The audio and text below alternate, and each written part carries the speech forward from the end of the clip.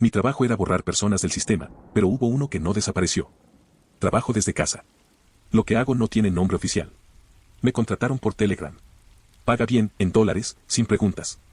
Mi función es sencilla en papel, eliminar todo rastro digital de ciertas personas. No matarlos, no buscarlos, no interrogarlos, solo borrar. Redes, direcciones, cuentas bancarias, archivos públicos, números. Cuando termino, esa persona no existe más. Es como si nunca hubiera estado vivo. No sé quiénes son ni qué hicieron, solo recibo un nombre, un código y una frase clave. La frase siempre es distinta, a veces absurda. Una vez fue, el gato azul no canta. Según ellos, eso sirve como prueba de autenticidad. No entiendo cómo, pero mientras me paguen, lo hago. Ya llevo 31 nombres. Pero el número 32 fue distinto. Su nombre, Martín Salazar. Fecha de nacimiento, 1993. País, el mío. Eso ya me incomodó. Nunca me habían pedido borrar a alguien del mismo país. Pero lo peor fue la frase clave, tú ya lo conoces. Me reí al principio. Pensé que era parte del juego. Pero cuando empecé a revisar sus datos, algo no cuadraba. Sus documentos estaban ligados a lugares que yo conocía, un colegio que quedaba a 3 cuadras de mi casa, una cafetería donde solía ir de niño, una antigua dirección que era la de mi abuelo. Pensé que era coincidencia, hasta que encontré una foto. No era oficial, no estaba en ninguna red social ni base pública. Era una imagen vieja, borrosa, tomada desde arriba, como una cámara de seguridad. Y en ella, estaba yo. Tenía 14 años. Estaba entrando a un parque y detrás de mí, un chico, cabello lacio, flaco, mirándome. Debajo de la imagen, Martín Salazar, 2008. No recuerdo haberlo visto. No recuerdo haber conocido a nadie con ese nombre. Intenté buscar más, pero en cuanto empecé a profundizar, mi computadora se apagó. Toda. Y no volvió a encender por 2 días. Cuando logré volver a conectarme, encontré un mensaje en una carpeta nueva, ya no eres el que borra, ahora eres el siguiente.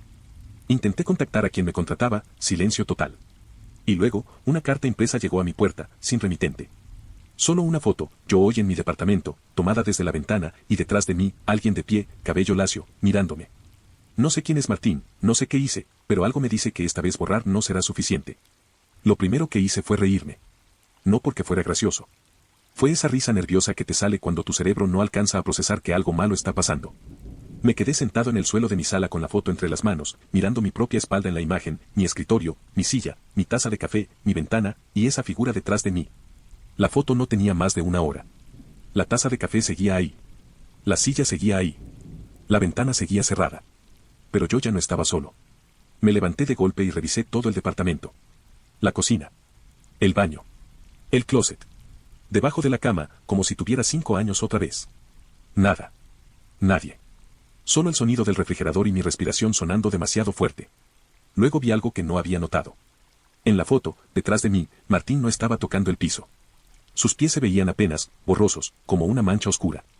Pero estaban unos centímetros arriba del suelo. No dormí esa noche. Puse una silla contra la puerta, pegué cinta en las ventanas, dejé el celular grabando hacia la sala y me senté con un cuchillo de cocina en la mano. A las 3:17 de la mañana, el celular se apagó. No se quedó sin batería. No se bloqueó. Simplemente la pantalla se puso negra. Luego escuché 3 golpes suaves en la pared. Toc. Toc. Toc. Venían del lado del vecino.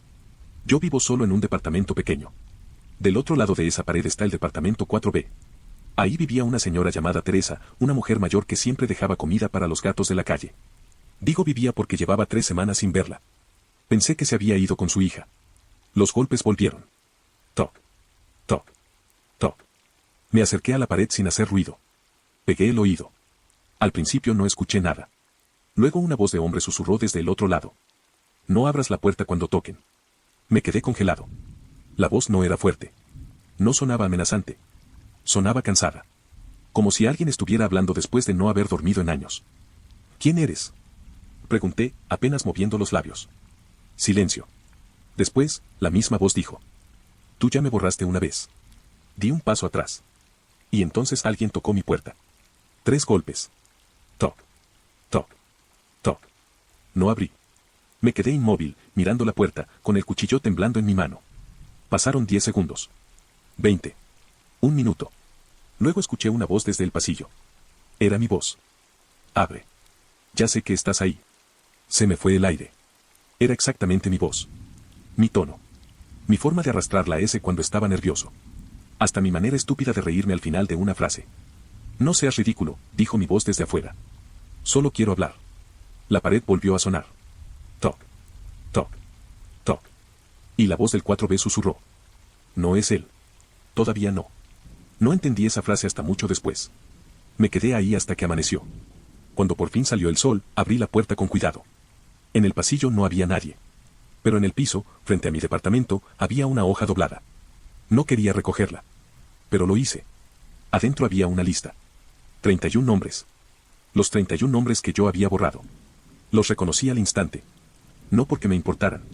No porque los hubiera investigado a fondo. Sino porque cada nombre tenía un número al lado, y yo recordaba mis trabajos por número. El 01 fue una mujer de Brasil.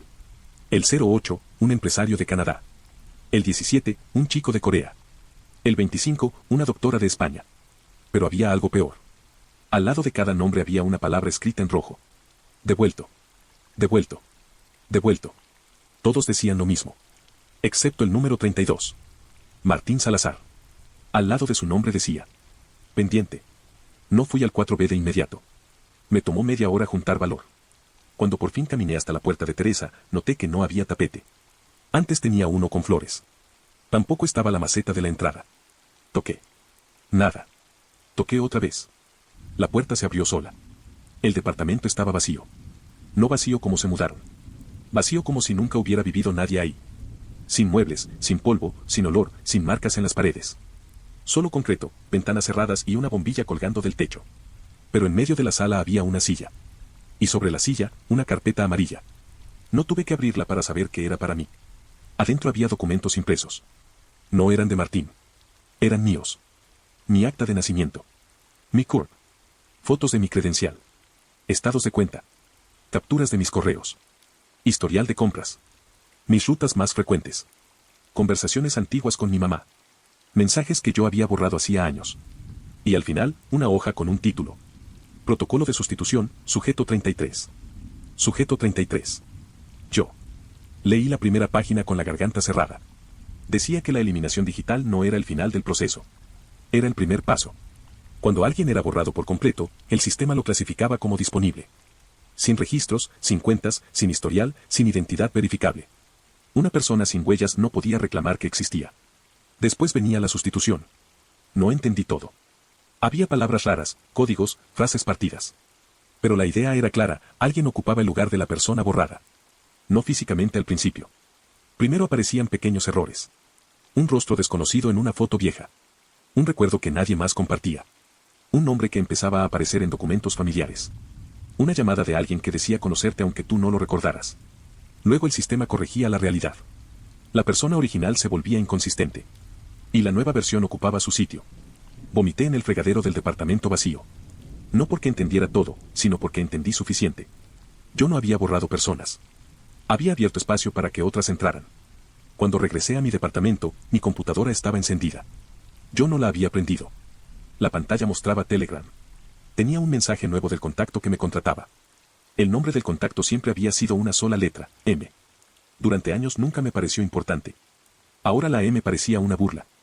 El mensaje decía: trabajo final disponible. Debajo venía un archivo. Lo abrí sin pensar. Nombre, Ismael Rivas. Fecha de nacimiento, la mía. País, el mío. Frase clave, él no recuerda el parque. Me quedé mirando la pantalla hasta que las letras empezaron a deformarse.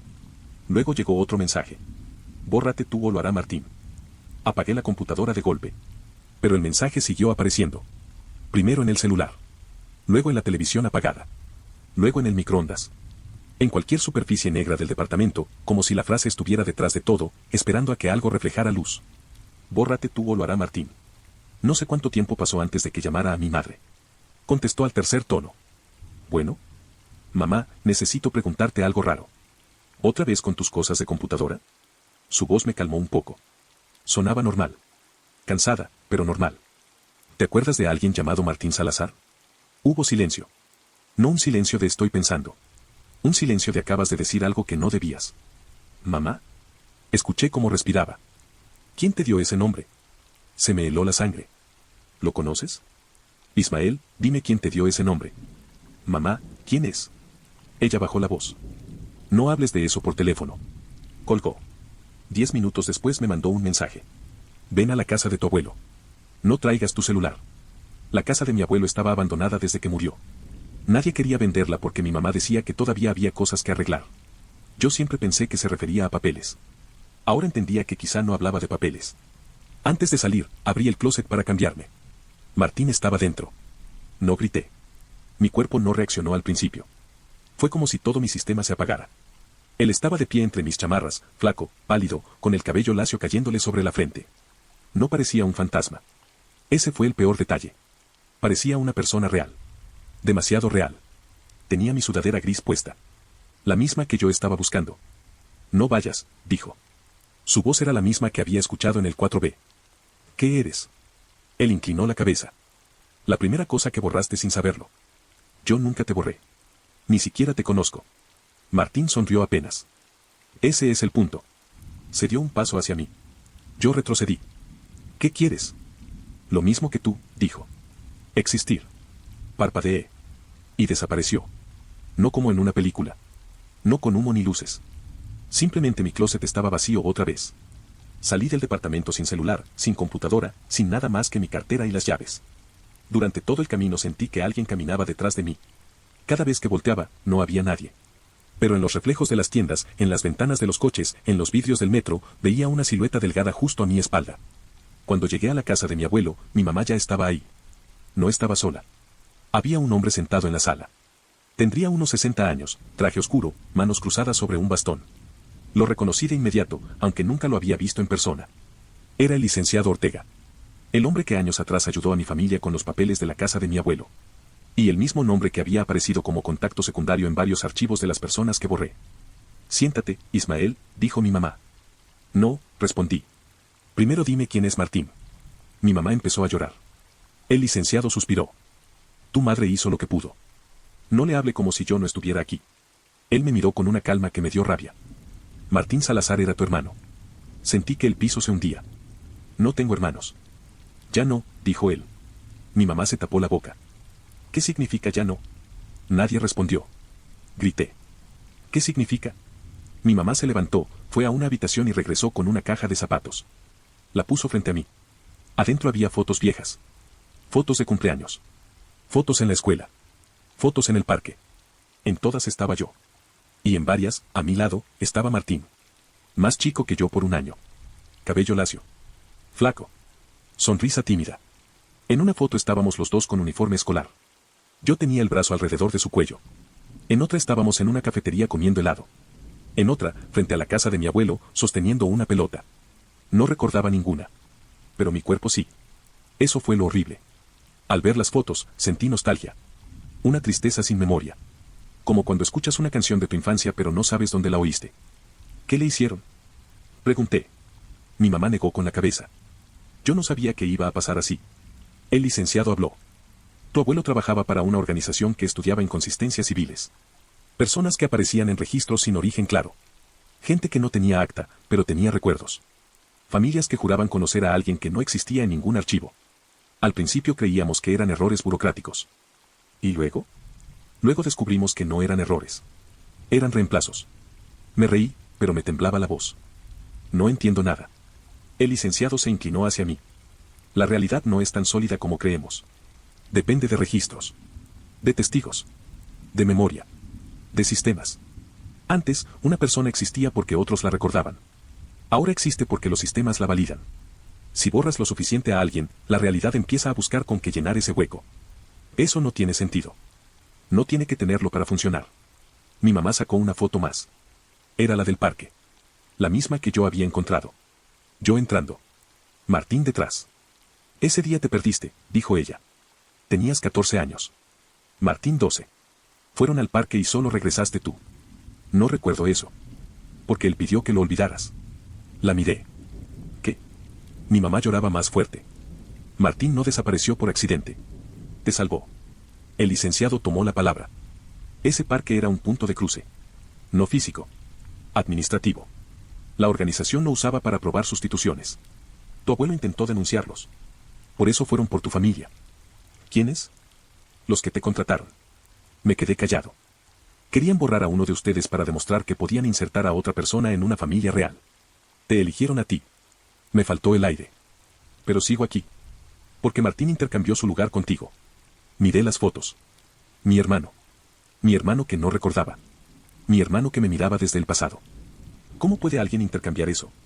El licenciado apretó el bastón. Era un niño. No sabía lo que hacía. Solo sabía que tú estabas llorando y que alguien te había dicho que si firmabas una hoja, podrías volver a casa. Martín tomó la hoja. Puso su nombre. Y el sistema lo borró a él. ¿Y ustedes lo dejaron? Mi mamá se quebró. Yo no estaba ahí. Tu abuelo llegó demasiado tarde. Cuando volvió contigo, tú no recordabas a Martín. Tu papá tampoco. Nadie.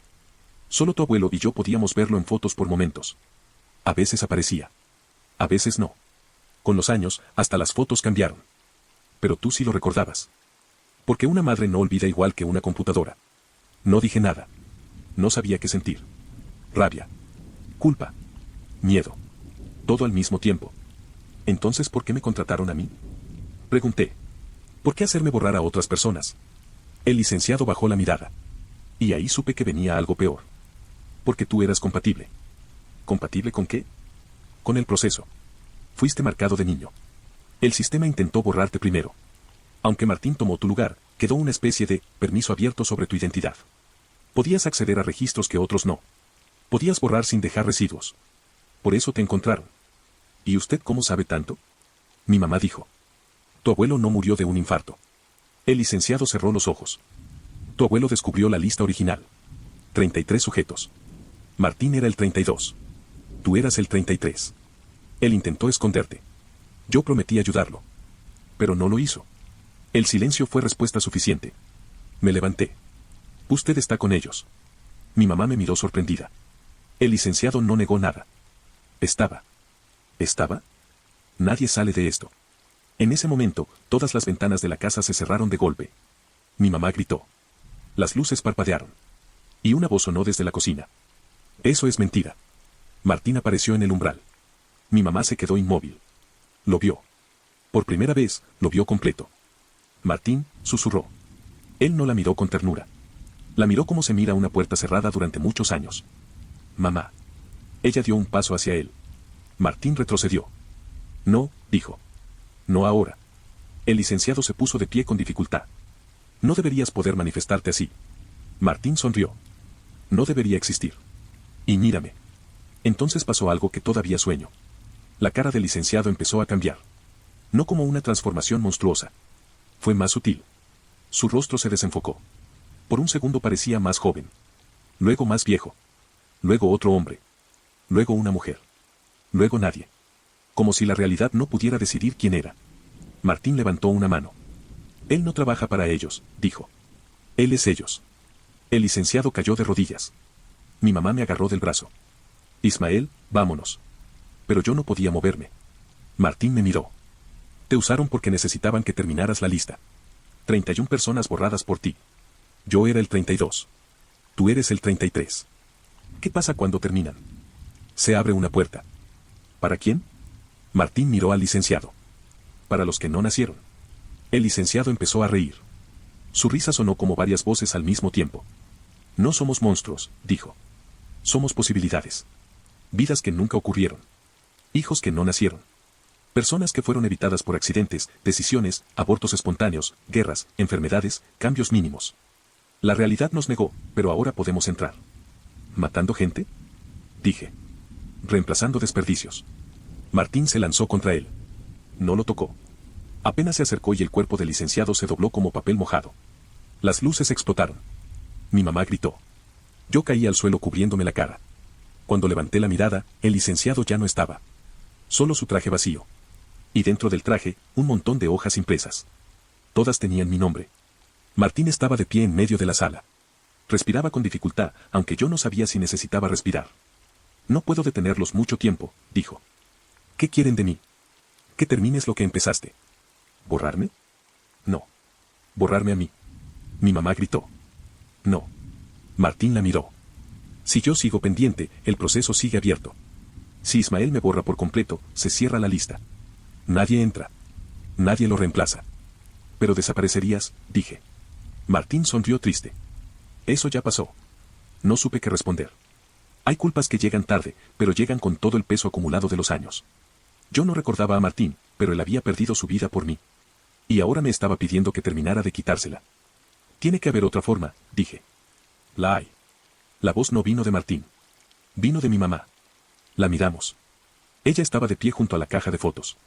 Tenía una expresión que no le había visto nunca. Miedo, sí. Pero también decisión. Tu abuelo encontró otra forma, dijo. Por eso lo mataron. Sacó del fondo de la caja una memoria USB vieja. Me dijo que si algún día Martín regresaba, te la diera. ¿Y por qué nunca me dijiste nada? Porque cada vez que intentaba hablarte de él, te sangraba la nariz y te desmayabas. Tu mente no podía sostenerlo. Me dio la memoria. Tu abuelo dijo que no se trataba de borrar a Martín. Se trataba de recordarlo correctamente. Martín se puso pálido. Más pálido. No. ¿Qué pasa si lo recordamos? Pregunté. Martín negó con la cabeza. No lo hagas. ¿Por qué? Porque no sabes qué más vas a recordar. Eso debió detenerme. Pero no lo hizo. Regresé a mi departamento con mi mamá. Martín nos siguió, aunque no siempre lo veíamos. A veces aparecía en el reflejo del vidrio. A veces en el asiento trasero del coche. A veces solo escuchábamos su respiración. Cuando conecté la USB a mi computadora, apareció una sola carpeta. Parque 2008. Adentro había videos. El primero mostraba una cámara de seguridad del parque. Yo aparecía caminando con Martín. Íbamos discutiendo. Yo estaba llorando. Martín intentaba tomarme del brazo. El segundo video mostraba a un hombre acercándose a nosotros. Era el licenciado Ortega, pero más joven. Nos ofreció algo. No había audio. Luego aparecía yo sentado en una banca, firmando una hoja. Martín me arrebató la hoja. El hombre sonrió. El tercer video tenía audio. La cámara estaba más cerca. Se escuchaba mi voz de niño. Dijo que si firmo, mamá y papá van a dejar de pelear. Martín respondió. Eres bien tonto. No firmes cosas de extraños. Pero dijo que me puede borrar lo malo. ¿Qué malo? Yo lloré más fuerte. A mí. Pausé el video. No podía respirar. Mi mamá estaba detrás de mí, llorando en silencio. Yo había querido desaparecer. A los 14 años, después de meses escuchando peleas, problemas de dinero, gritos en casa, había aceptado firmar una hoja porque un desconocido me prometió que podía borrar lo que dolía. Martín no me había salvado de que me borraran. Me había salvado de borrarme yo mismo. Seguí viendo. En el video, Martín rompió la hoja. El licenciado no se molestó. Solo sacó otra. Entonces firma tú, le dijo. Si tanto quieres salvarlo. Martín lo miró. Si firmo, ¿él se queda? Sí. ¿Y mi mamá se va a acordar de mí? El licenciado sonrió. Por un tiempo. Martín firmó. Yo grité en la grabación. Traté de detenerlo. Pero cuando Martín terminó de escribir su nombre, el video falló. Luego la imagen volvió. Yo estaba solo en la banca. Martín ya no estaba. Y yo miraba hacia todos lados, confundido, como si no supiera por qué estaba llorando. El último archivo no era un video. Era un audio de mi abuelo. Su voz sonaba débil. Ismael, si estás escuchando esto, significa que fallé o que ya no estoy. Martín no murió. Martín fue archivado. Hay una diferencia. Lo archivado puede restaurarse si existen suficientes anclas. Fotos, voces, objetos, recuerdos compartidos. Pero restaurarlo implica devolverle su lugar. Y la realidad no regala espacio. Si Martín vuelve, alguien que ocupó su ausencia tendrá que irse. El audio hizo una pausa. Luego mi abuelo dijo. Lo siento. Esa persona eres tú. Mi mamá soltó un sollozo. Yo me quedé mirando la pantalla. Ahí estaba el giro más cruel. Para salvar a Martín, tenía que dejar de existir yo. Para salvarme, tenía que borrarlo a él. Martín apareció junto a la ventana. Por eso te dije que no lo hicieras. No parecía enojado. Parecía triste. ¿Tú ya sabías? Lo recordé poco a poco. Cada vez que borrabas a alguien, me acercabas más. Cada hueco que abrías hacía más fácil que yo regresara. Entonces tú mandaste la frase. Tú ya lo conoces. No. ¿Entonces quién? La computadora sonó. Un mensaje nuevo. DM. Ya casi lo entiende. Luego otro. Pero todavía no sabe quién es el falso. La luz de la pantalla iluminó la cara de mi mamá. Martín y yo volteamos al mismo tiempo. Mi mamá dejó de llorar. Demasiado rápido. Mamá, dije. Ella me miró. Por un segundo, sus ojos no fueron los de ella. No sé cómo explicarlo. Tenían la misma forma, el mismo color. Pero la mirada era de alguien que estaba usando su cara desde adentro. Martín susurró. No. Mi mamá sonrió. Ay, Martín. Siempre arruinándolo todo. Di un paso atrás. ¿Qué está pasando? Mi mamá se enderezó. Su postura cambió. Ya no parecía cansada ni asustada. Tu madre sí te recordaba, dijo. Al principio. Lloraba todas las noches por él. Guardaba sus juguetes. Gritaba su nombre. Eso era un problema. Martín tembló. ¿Qué le hicieron? La cosa con la cara de mi mamá me miró. La reemplazamos en 2011. Sentí que algo se rompió dentro de mí. No. Tu verdadera madre duró 3 años intentando recuperarte, Martín. Fue admirable. Molesta, pero admirable. Me lancé hacia ella, pero Martín me detuvo. No es ella, dijo. Yo gritaba. No recuerdo qué. Tal vez insultos. Tal vez un nombre. Tal vez solo ruido. La cosa sonrió. No se preocupen. Ella no sufrió mucho. Nadie sufre mucho cuando deja de haber registro. Entonces entendí por qué mi mamá a veces no recordaba cosas de mi infancia. ¿Por qué odiaba hablar de mi abuelo? Porque la casa había quedado abandonada. Porque nunca había fotos familiares completas. Mi vida entera estaba llena de huecos, y yo había aprendido a llamarlos normalidad. ¿Quién eres? Pregunté. Ella abrió los brazos. Una posibilidad. Una versión de alguien que pudo ser tu madre y no lo fue. Hasta que hubo espacio. Martín apretó los puños. Tú mandaste los trabajos. Necesitábamos que Ismael terminara de adelgazar la realidad. 31 huecos abren grietas. Tú eras el candado. Él, la llave. ¿Y ahora? Dije. La cosa me miró con cariño falso. Ahora vas a elegir. Borras a Martín y vives conmigo, como siempre. O restauras a Martín y desapareces. De cualquier manera, la puerta se abre un poquito más. Mi abuelo dijo que si lo borraba se cerraba la lista. Ella se rió. Tu abuelo entendió casi todo. Pero no entendió lo principal. Las listas nunca se cierran. Solo cambian de dueño. La pantalla se llenó de nombres. Miles. No 33. Miles. Algunos tenían fechas futuras. Otros tenían mi apellido. Uno decía: hijo de Ismael Rivas, no nacido. Sentí náuseas. La cosa lo notó. Hay tantas vidas esperando. Tantas versiones. Tantos futuros posibles. ¿Quién eres tú para negarles entrar? Martín respondió. Alguien que ya pagó por eso. Y atacó. La habitación se volvió imposible. Las paredes parecían alejarse y acercarse al mismo tiempo. Las fotos de mi escritorio cambiaban, en unas estaba solo, en otras con Martín, en otras con una mujer que no era mi madre, en otras no aparecía nadie. Mi nombre en los documentos parpadeaba. Ismael. Martín. Sujeto 33. Pendiente. Devuelto. La cosa con la cara de mi mamá gritó con muchas voces. Martín cayó al suelo. Yo sabía que tenía segundos. La computadora seguía abierta. En la pantalla había 2 opciones. Borrar, Martín Salazar. Restaurar, Martín Salazar. Debajo apareció una tercera. Transferir titularidad. No sé de dónde salió. Quizá mi abuelo la dejó oculta. Quizá el sistema me estaba tentando.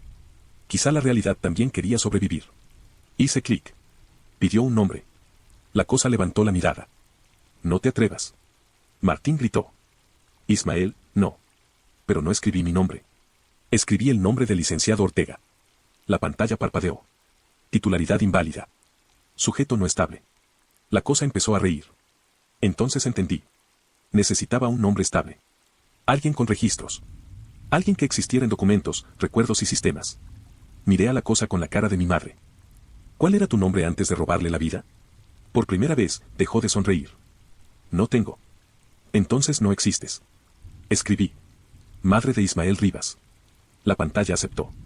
La cosa gritó. No fue un grito humano. Fue el sonido de miles de puertas cerrándose al mismo tiempo. Todas las luces se apagaron. Cuando desperté, estaba en el piso. Martín estaba sentado junto a mí. Mi departamento estaba destruido. La computadora quemada. Las ventanas rotas. Los papeles esparcidos por todas partes. ¿Funcionó? Pregunté. Martín no respondió. En el suelo, donde había estado mi mamá, solo quedaba una foto. La levanté. Era una foto vieja, de la casa de mi abuelo. Mi madre verdadera estaba en ella. Más joven. Sonriendo. Sosteniendo a Martín con un brazo y a mí con el otro. La recordé. No todo. Pero algo. Recordé su perfume. Recordé que cantaba cuando lavaba los platos. Recordé que Martín se escondía debajo de la mesa cuando había tormenta. Recordé que yo le decía flaco y él me decía dramático. Lloré como no había llorado en años. Martín también. Durante unos minutos fuimos hermanos otra vez. Luego su mano empezó a volverse transparente. No, dije. No, no, no. Él sonrió. Está bien. No está bien. Te iba a restaurar. Lo hiciste. Solo que no como pensabas. ¿Qué significa eso? Martín miró la foto. Ya no soy pendiente. Su cuerpo se deshacía lentamente, como polvo iluminado. ¿A dónde vas? ¿A dónde van los que por fin son recordados? Intenté agarrarlo, pero mi mano atravesó la suya. Perdón, dije. Perdón por no recordarte. Él negó con la cabeza. Yo sí te recordé por los dos. Y desapareció. Después de eso, mi vida se volvió extraña. No desaparecí. Pero tampoco quedé igual. Mis documentos cambiaron. En mi acta apareció una anotación rara, segundo hijo. En fotos familiares antiguas volvió Martín.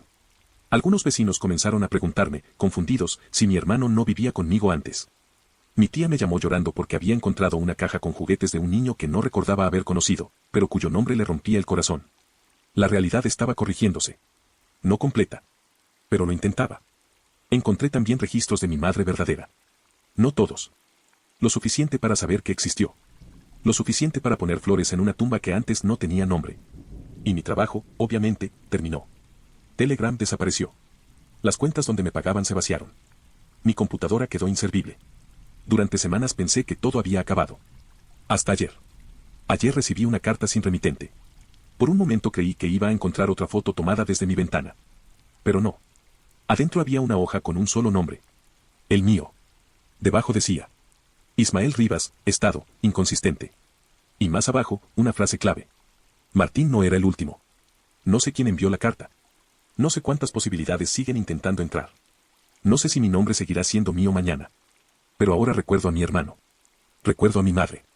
Recuerdo el parque. Y si hay algo que aprendí de todo esto, es que borrar a una persona nunca la destruye por completo. A veces solo la deja esperando. En algún lugar oscuro. Hasta que alguien vuelve a pronunciar su nombre.